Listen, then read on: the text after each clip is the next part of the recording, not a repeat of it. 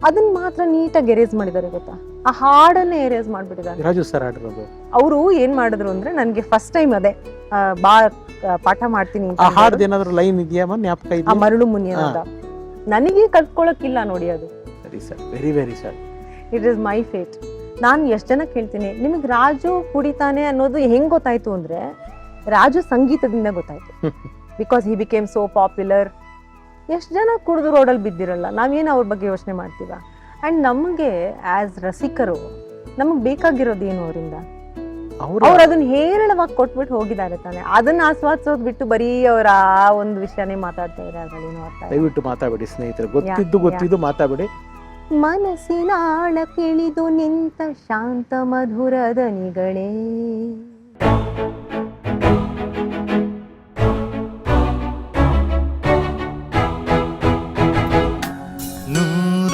ನೂರೊಂದು ನೆನಪು. ಆ ಕ್ಯಾಸೆಟ್ ನನ್ನ ಕಾರ್ನಲ್ಲಿ ನಾನು ಕ್ಯಾಸೆಟ್ ಪ್ಲೇಯರೇ ಇಟ್ಕೊಂಡಿದ್ದೆ. ಬಿಕಾಸ್ ಅವ್ರ ಕ್ಯಾಸೆಟ್ ಎಲ್ಲ ಪ್ಲೇ ಮಾಡ್ಬೋದು ಅಂತ. ಆ್ಯಂಡ್ ಇನ್ನೊಬ್ರು ಅವ್ರದ್ದು ಕಾರ್ನಲ್ಲೂ ಕ್ಯಾಸೆಟ್ ಪ್ಲೇಯರೇ ಇತ್ತು. ಅದನ್ನ ಮಾತ್ರ ನೀಟಾಗಿ ಎರೇಸ್ ಮಾಡಿದ್ದಾರೆ ಗೊತ್ತಾ, ಆ ಹಾಡನ್ನೇ ಎರೇಸ್ ಮಾಡ್ಬಿಟ್ಟಿದ್ದಾರೆ. ರಾಜು ಸರ್ ಹಾಡಿರೋದು that was the last composition. ಇಲ್ವೇ ಇಲ್ಲ, ಸೋರ್ಸೇ ಇಲ್ಲ, ಕ್ಯಾಸೆಟ್ ಇದೆ ಅದಿಲ್ಲ. ಇದನ್ನ ಎರೇಸ್ ಮಾಡಿ. Reason? So jealous of him, or I don't know what's the reason. ಅವ್ರು ಹೋದ್ಮೇಲೆ ಅವೆಲ್ಲ ಸಾಧಿಸ್ಬೇಕಾ? ಆ ವ್ಯಕ್ತಿನೇ ಇಲ್ವಲ್ಲ. ನನ್ಗೆ ಅದೇ ಅನ್ಸೋದು ಮೆನಿ ಟೈಮ್ಸ್. ವ್ಯಕ್ತಿ ಇಲ್ಲ, ಬಟ್ ಅವ್ರದ್ದು ಎಷ್ಟು ಪ್ರಬಲವಾಗಿದೆ ಕಲೆ. ಅಯ್ಯೋ, ನಾವು ಇವತ್ತು ಕೂತ್ಕೊಂಡು ಇಷ್ಟೊತ್ತ ಬಗ್ಗೆ ಮಾತಾಡ್ತಿದೀವಿ ಅಂದ್ರೆ ಅವ್ರ ಸರಸ್ವತಿ ಅದು ನಿಜವಾಗ್ಲು. ಅವರು ಏನ್ ಮಾಡಿದ್ರು ಅಂದ್ರೆ ನನ್ಗೆ ಫಸ್ಟ್ ಟೈಮ್ ಅದೇ ಬಾ ಪಾಠ ಮಾಡ್ತೀನಿ ಆ ಹಾಡ್ದು ಏನಾದ್ರು ಲೈನ್ ಇದೆಯಾ ಜ್ಞಾಪಕ ಆ ಇದೆಯಾ? ಮರಳು ಮುನಿಯ ಅಂತ. ನನಗೆ ಕಲ್ತ್ಕೊಳಕ್ಕಿಲ್ಲ ನೋಡಿ ಅದು. ಎಷ್ಟು ಬೇಜಾರಾಯ್ತು ನನಗೆ ಅಂತಂದ್ರೆ, I said that was the last song. ಏನಪ್ಪ ಹಿಂಗಾಗೋಯ್ತು ಅಂತ ತುಂಬಾ ಬೇಜಾರಾಯ್ತು ನನಗೆ. ಸರಿ sir, very very sir. It is my fate. Raju sir ಅವರ ಕಂಪೋಸಿಷನ್ಗಳಲ್ಲಿ ನಿಮಗೆ ತುಂಬಾ ಸಾಕಷ್ಟು ಫೇವ್ರೇಟ್ಸ್ಗಳಿರುತ್ತೆ, ಬಟ್ ನಿಮಗೆ ತುಂಬಾ ಕಾಡುವಂಥದ್ದು ಯಾವುದಮ್ಮ? ರಾಜು ಸರ್ ಕಾಂಪೋಸಿಷನ್ಸ್ ಪಾಪ್ಯುಲರ್ ಆಗಲಿ ಅಂತಾನೆ ಈಗ 8 ವರ್ಷದ ಹಿಂದೆ ನಾನು ರಿಫ್ಲೆಕ್ಷನ್ಸ್ ಅಂತ ಒಂದು ಕಾರ್ಯಕ್ರಮ ಮಾಡಿದೆ. ಬರೀ Raju sir compositions competition across Karnataka ಒಂದು 10-12 ಜಿಲ್ಲೆಗೆ ಹೋಗಿ ಬಂದು ಫಿನಾಲೆ ಇಲ್ಲಿ ಚೌಡಯ್ಯ ಮೆಮೋರಿಯಲ್ ಹಾಲಲ್ಲಿ ಮಾಡಿದ್ವಿ. ಸಂದೀಪ್ ಚೌಟ, ಯೋಗರಾಜ್ ಭಟ್, ಪ್ರಕಾಶ್ ಬೆಳವಾಡಿ ಎಲ್ಲರೂ ಬಂದಿದ್ರು ಕಾರ್ಯಕ್ರಮಕ್ಕೆ. TN ಸೀತಾರಾಮ್ ಎಲ್ಲರೂ. ಸುಮಾರು ಒಂದು ರಾಜು ಅವರ 100 ಕಾಂಪೋಸಿಷನ್ಸ್ಗೆ 5,500-6,000 ಮಕ್ಕಳು ಪಾರ್ಟಿಸಿಪೇಟ್ ಮಾಡಿ ಕಲ್ತು ಅದನ್ನ ಮಾಡಿದ್ರು. So I don't know if I can again do it. I'll surely do it. Please, yeah, whatever support from our end you require, you let us know. Yes, thank ಯಾಕೆಂದ್ರೆ ರಾಜು ಸರ್ ಅವರ ತಂದೆಯ ವಿಚಾರಗಳನ್ನ ಜೀವಂತವಾಗಿರಿಸೋದಕ್ಕೆ ಅವ್ರು ಎಷ್ಟು ಕಷ್ಟಪಟ್ಟಿದ್ರು. ಅಯ್ಯೋ, all his life he has done only that. ನಾವು ನೋಡಿದೀವಿ ಹತ್ರದಿಂದ. ಇವಾಗ ರಾಜು ಅವ್ರು ಮಾಡೋದಕ್ಕೆ ಯಾರು ಇಲ್ಲ ಅಂತ ಅವ್ರ ಮನೆಯವರು ಅನ್ಕೊಳ್ಳೋದು ಬೇಡ, ನಾವೆಲ್ಲ ಸೇರ್ ಮಾಡೋಣ. ಖಂಡಿತ, ಎಸ್. ಯಾಕೆಂದ್ರೆ it will be A pride. ಅವರ ಒಂದು ಆ ಸರಸ್ವತಿನ ಜನಕ್ಕೆ ಪರಿಚಯ. ಅಯ್ಯೋ, ನಿಜವಾಗ್ಲು. ಅಮ್ಮ ಹೇಗಿದ್ದಾರೆ? ಅವ್ರ ತಾಯಿ ಚೆನ್ನಾಗಿದ್ದಾರೆ. ಅಯ್ಯೋ, she is a very strong lady. ನನಗೆ ಅದೊಂದು ಸಂದರ್ಶನ ಮಾಡೋದಕ್ಕೆ ಆಸೆ ಇದೆ. ಟೈಮ್ ಪರ್ಮಿಟ್ಸ್ ಕೇಳಿ ನೋಡಿ. ನನಗೆ ನನ್ನ ನೈಟಿ ಸರ್ಕಲ್ ಅಲ್ಲೂ ಕೇಳಿ ನೋಡಿದೆ. ಅವ್ರು ನನಗೆ ಸಿಕ್ಕಿದ ಯಾರೋ US ಅಲ್ಲಿ ಇದ್ದಾರೆ ಅವರು ಅಂತ ಹೇಳ್ಬಿಟ್ರು ವಿಚಾರನ. ಹೋಗಿದ್ರು, ಅವ್ರು ಹೋಗ್ತಾ ಇರ್ತಾರೆ. ಅಲ್ಲಿ ಸುನೀತಾನು ಅಲ್ಲೇ ಇದ್ದಾರೆ, ಅನಿತಾನು ಅಲ್ಲೇ ಇದ್ದಾರೆ. ಇಲ್ಲಿ ಯಾರ ಜೊತೆಗಿದೆ? ಒಬ್ಬರೇ ಇದಾರಮ್ಮ? ಒಬ್ಬರೇ ಇದ್ದಾರೆ. ಆದ್ರೆ ಸವಿತಾ ಅಂತ ಇನ್ನೊಬ್ರು ದೊಡ್ಡ ಮಗಳಿದಾರಲ್ಲ, ಹತ್ರನೇ ಇದ್ದಾರೆ. ಸೊ ಒಂದ್ಸತಿ if she is willing, just request. ಯಾಕಂದ್ರೆ ಅನಂತ ಸ್ವಾಮಿ ಸರ್ ಬಗ್ಗೆ, ರಾಜು ಅವ್ರ ಬಗ್ಗೆ ತಿಳಿಸ್ಬೇಕು ಅವ್ರ ಜೀವನದ ಬಗ್ಗೆ. ಅವ್ರು ಇವಾಗ ತುಂಬಾ ಸತಿ ನನ್ನ ಹತ್ರನೂ ಹೇಳಿದ್ದಾರೆ, ನಾನು ರಾಜುನ ಬರೀ ಒಬ್ಬ ಕಲಾವಿದನನ್ನಾಗಿ ನೋಡ್ಬೇಕಿತ್ತು, ನನ್ನ ಮಗನನ್ನಾಗಿ ನೋಡ್ಬಾರ್ದಿತ್ತು. So I use to put him through that kind of torture, ಕುಡಿಬೇಡ, ಅದ್ ಮಾಡ್ಬೇಡ, ನಾನು ಎಷ್ಟು ಜನ ಕೇಳ್ತೀನಿ, ನಿಮಗೆ ರಾಜು ಕುಡಿತಾನೆ ಅನ್ನೋದು ಹೆಂಗ್ ಗೊತ್ತಾಯ್ತು ಅಂದ್ರೆ ರಾಜು ಸಂಗೀತದಿಂದ ಗೊತ್ತಾಯ್ತು. Because he became so popular.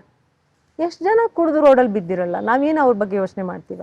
ಇಲ್ಲ. ಆಮೇಲೆ ಕರೆಕ್ಟ್, ರಾಜು ಸರ್ ಕುಡಿತಾ ಇದ್ರು, ಕುಡಿಯೋರು ಫೈನ್, ಅದ್ರ ಬಗ್ಗೆ ನಾ ಡಿಬೇಟ್. ಯಾಕೆ? ಎಕ್ಸಾಕ್ಟ್ಲಿ, ಅದು ಪ್ರಶ್ನೆ ತಿಳ್ಕೊಬೇಕಲ್ವಾ ನಾವು. ಸುಮ್ಮನೆ ಯಾರು ಹೋಗ ಅಕೇಶನಲ್ಲಿ ಡ್ರಿಂಕ್ ಮಾಡೋ ಅಭ್ಯಾಸಗಳು ಇತ್ತೇನೋ, ನಾನು ಇಲ್ಲ ಅಂತ ಹೇಳ್ತಿಲ್ಲ. ಆ ತರ ತಗೊಳ್ಳೋದಕ್ಕೆ ಯಾಕೆ? ಅದು ಸಾರ್ವಜನಿಕ ಚರ್ಚೆಲ್ ತರ ನನಗಿಷ್ಟ ಇಲ್ಲ. ಅದಕ್ಕೆ ಕಾರಣ ಅದು ಅವ್ರ ಹತ್ರದ ಬಳಗ ಇದ್ದವರು. ನಾನು ಅವ್ರ ಹತ್ರದ ಬಳಗದಲ್ಲಿರಲಿಲ್ಲ, ಆದ್ರೆ ಆ ವಿಷಯ ಗೊತ್ತಿತ್ತು. ಯಾಕಂದ್ರೆ ನಮ್ಮ ETVನಲ್ಲೇ ಅವ್ರು ತುಂಬಾ ಕೆಲಸ ಮಾಡಿದ್ರು.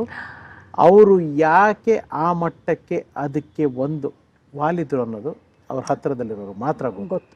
ದಯವಿಟ್ಟು ಅದನ್ನು ಹಗುರವಾಗಿ ಯಾರು ಮಾತಾಡೋರಿದ್ರೆ ಕೈ ಮುಗಿದು ಕೇಳ್ಕೊತೀನಿ, ಮಾತಾಡಬೇಡಿ. ಆ್ಯಂಡ್ ನಮಗೆ ಆ್ಯಸ್ ರಸಿಕರು ನಮಗೆ ಬೇಕಾಗಿರೋದೇನು ಅವರಿಂದ? ಅವರು ಅವ್ರು ಅದನ್ನ ಹೇರಳವಾಗಿ ಕೊಟ್ಬಿಟ್ಟು ಹೋಗಿದ್ದಾರೆ ತಾನೆ, ಅದನ್ನ ಆಸ್ವಾದಿಸೋದು ಬಿಟ್ಟು ಬರೀ ಅವ್ರ ಆ ಒಂದು ವಿಷಯನೇ ಮಾತಾಡ್ತಾ ಇದ್ದಾರೆ. ಅದ್ರಲ್ಲಿ ಏನು ಅರ್ಥ ಇಲ್ಲ. ದಯವಿಟ್ಟು ಮಾತಾಡಬೇಡಿ ಸ್ನೇಹಿತರೆ, ಗೊತ್ತಿದ್ದು ಮಾತಾಡಬೇಡಿ. ತುಂಬಾ ನೋವಿನ ಕಥೆಗಳಿದೆ ಅದರ ಹಿಂದೆ, ಅದು ಅಂತಿಂತದಲ್ಲ. ಸೊ ಆ ತಾಯಿನ ಅವಕಾಶ ಸಿಕ್ಕಿದ್ರೆ ಮೇಡಮ್ ಮೂಲಕ ಪ್ರಯತ್ನ ಪಡ್ತೀನಿ, ಸಿಕ್ಕಿದ್ರೆ ಖಂಡಿತ ಮಾಡ್ತೀನಿ. ಎಸ್ ಮಾ, ಅದೇ ನಾನು ನಿಮ್ಗೆ ಅವ್ರ ಫೇವ್ರೆಟ್ ಒಂದು ಕಂಪೋಸಿಷನ್. ಅವ್ರದ್ದು ಫೇವ್ರೆಟ್ ಒಂದು 100 ಕಂಪೋಸಿಷನ್ಸ್ಗಿಂತ ಜಾಸ್ತಿ ಪಟ್ ಅಂತ ಬರೋದು ನಿಮಗೆ. ಮನಸ್ಸಿನ ಆಳಕ್ಕಿಳಿದು ನಿಂತ ಶಾಂತ ಮಧುರ ದನಿಗಳೇ, ಮನಸ್ಸಿನ ಆಳಕ್ಕಿಳಿದು ನಿಂತ ಶಾಂತ ಮಧುರ ದನಿಗಳೇ, ದನಿಗಳೇ, ಕಾಲ ಜಲದ ತಳಕಿಳಿದು ಮಿನುಗುತ್ತಿರುವ ಮಣಿಗಳೇ, ಹೇಗೆ ಅಲ್ಲಿಗಿಳಿದಿರಿ, ಯಾಕೆ ಅಲ್ಲೇ ಉಳಿದಿರಿ, ಎಂದು ಮರೆಯಲಾಗದಂತೆ ಹಾಗೆ ಹೇಗೆ ಇರುವಿರಿ, ಎಂದು ಮರೆಯಲಾಗದಂತೆ ಹಾಗೆ ಹೇಗೆ ಇರುವಿರಿ, ಇರುವಿರಿ, ಇರುವಿರಿ, ಓಹೋ ಮನಸ್ಸಿನ ಆಳ. ಏನ್ ವೇರಿಯೇಷನ್ ಇದೆ ನೋಡಿ, ಹೆಂಗಿದೆ ನೋಡಿ, ಹೆಂಗೆ ಟ್ರಾವೆಲ್ ಆಗುತ್ತಿದು.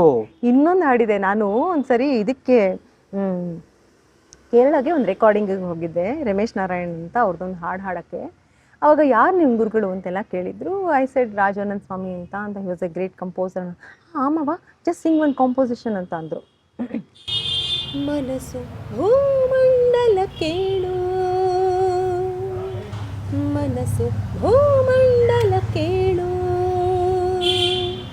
ಕಣಿಯ ರೀತಿ ಅದಲ್ಲ ಬಾಳು, ಕರುಣೆ ಪ್ರೀತಿಯ ತಾಳು, ಅದುವೇ ನಮ್ಮೆಲ್ಲರ ಸೂರು,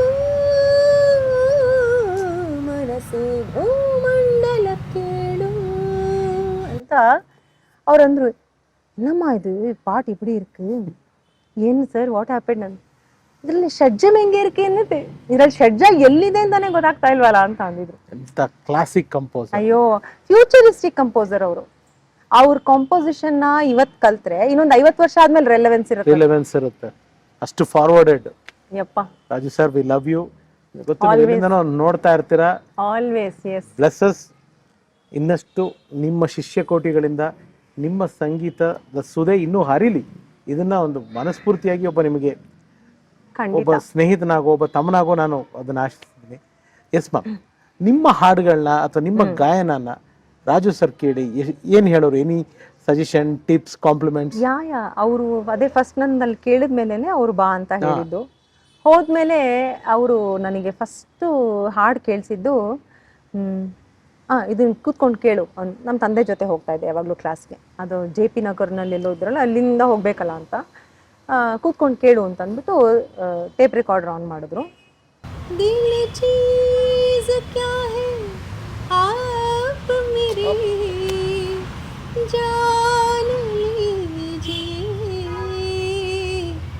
ನಾನು ಇದೇನಪ್ಪ ಸಿನಿಮಾ ಹಾಡು ಹಾಕ್ತಾ ಇದ್ದಾರೆ ಇವರು, ಸಿನಿಮಾ ಹಾಡು ಕಲ್ತ್ಕೊಳಕ್ಕ ಇವ್ರ ಹತ್ರ ನಾನು ಬಂದಿದ್ದು. ಈ ಸೈಡ್ ನೋಡು, ಅಲ್ಲಿ ನೋಡು ಬಾಂಬೆ ಠೇಕಾ ಬರುತ್ತೆ, ಅಲ್ಲಿ ನೋಡಿ ಇದು ಬರುತ್ತೆ, ಅದು ನೋಡುತ್ತೆ. ನನಗೆ ಅವಾಗ ಒಂದು ಹಾಡನ್ನ ಹೇಗೆ ನೋಡಬೇಕು, ಅನಲೈಸ್ ಮಾಡಬೇಕು. ನೆಕ್ಸ್ಟ್ ಕ್ಲಾಸ್ ಮತ್ತೆ ಇನ್ನೊಂದು ಕೇಳು, ಕುತ್ಕೊಂಡು ಕೇಳ್ತಾ ಇದ್ದೀನಿ. ಇವ್ರದ್ದು ಲತಾ ಮಂಗೇಶ್ಕರ್ದು ಅವಾಗಿನೂ ರಿಲೀಸ್ ಆಗಿತ್ತು. ಪಾನಿ ಪಾನಿ ರೇ ಖಾರೆ ಪಾನಿ ರೇ ನೈನೋ ನೇ ಭರ್ ಜಾ ನೀಂದೇ ಖಾಲಿ ಕರ್ ಜಾ.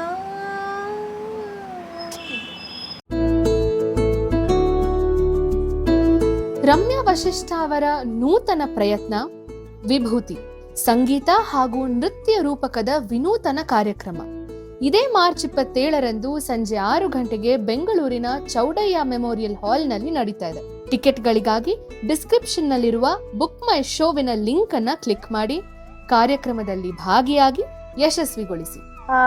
ಇನ್ಫ್ಯಾಕ್ಟ್ ಗಣೇಶನ ಮದುವೆ ಶೂಟಿಂಗ್ಗೆ ನಾವೆಲ್ಲ ಚಿಕ್ಕ ಚಿಕ್ಕ ಮಕ್ಕಳು ನಮ್ಮಪ್ಪ ಕರ್ಕೊಂಡು ಹೋಗಿದ್ರು ನಮ್ಮನ್ನ. ಒಟ್ಟಾರ ಅಲ್ಲಿ ಇವ್ರ ಜೊತೆ ಅನಂತ್ ನಾಗ್ ಜೊತೆ ಎಲ್ಲ ನಿಂತ್ಕೊಂಡು ಫೋಟೋ ಇದೆಯಾ ತೆಗೆದು ಫೋಟೋಸ್ ಮನೇಲಿದೆ. I should search for it actually.